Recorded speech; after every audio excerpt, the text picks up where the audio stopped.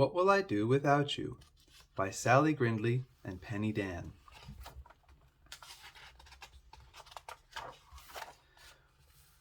Winter was on its way. Jefferson Bear was fat and his fur wobbled more than ever. "Shall we go for our walk?" asked Figgy Two Socks. "No time to walk, Figgy," said Jefferson Bear. "I need to eat. I'm getting ready to hibernate." "What's hibernate?" asked Figgy.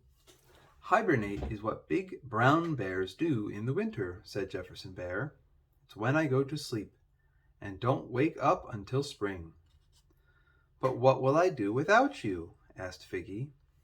"I'll be back before you know it," said Jefferson Bear.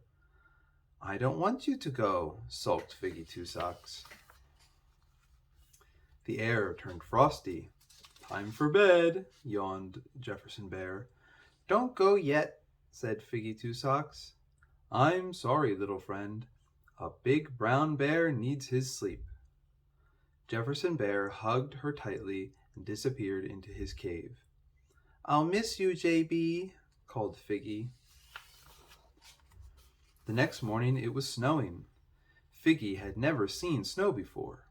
She ran to tell Jefferson Bear. "JB, are you asleep yet?" she called. A rumbly snore echoed from deep inside his cave. Figgy kicked at the snow. "What good is snow when your best friend isn't there to share it?" Biff, biff, biff. Figgy's brothers were having a snowball fight. "Can I play?" Figgy Two Socks asked. "If you want," said Big Smudge. "Take this," said Floppy Lugs. Biff! "Stop it!" Figgy squealed. "That hurts." "You wanted to play," they said, and ran off laughing. "You wouldn't do that if JB were here," she cried. Then Figgy Two Socks had an idea. All day long she pushed and patted the snow. All day long she rolled and scooped and shaped it. Finally she found 3 black stones and a little twig.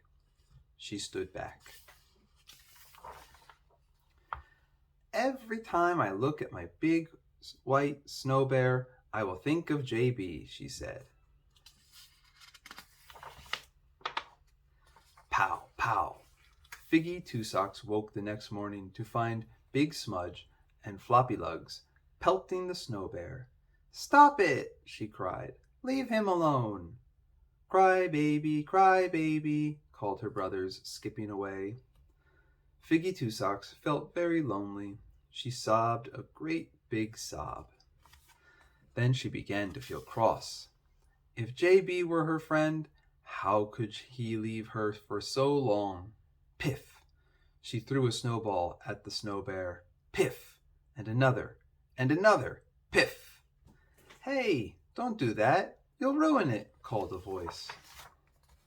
It was Hoptail the squirrel. "JB's not my friend any more," said Figgy Two Socks. "Why not?" asked Hoptail.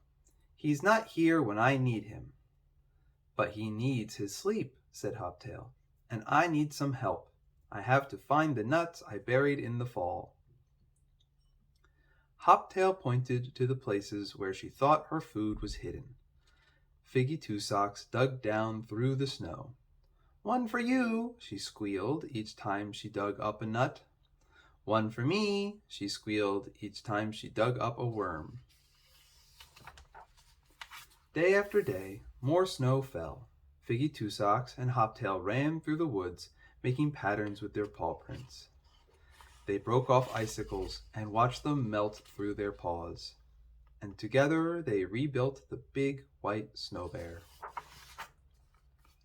At the end of each day, Figgy Two Socks went to see the big white snow bear.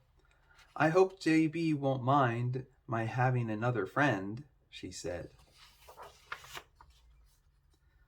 Little by little the days grew warmer. "The snow bear is melting," cried Figgy. "What's happening?" "Spring is coming," said Hoptail. Pow, pow! Suddenly, Big Smudge and Floppylugs appeared. They clambered onto the snow bear and pushed. Heave! Whoosh! The head of the snow bear rolled down the hill. Grrr! Ouch! That hurt, growled a great big voice. Big Smudge and Floppylugs ran away. There was Jefferson Bear, rubbing his nose. That's a fine welcome back, he said. JB, squealed Figgy. Oh, I've missed you so much.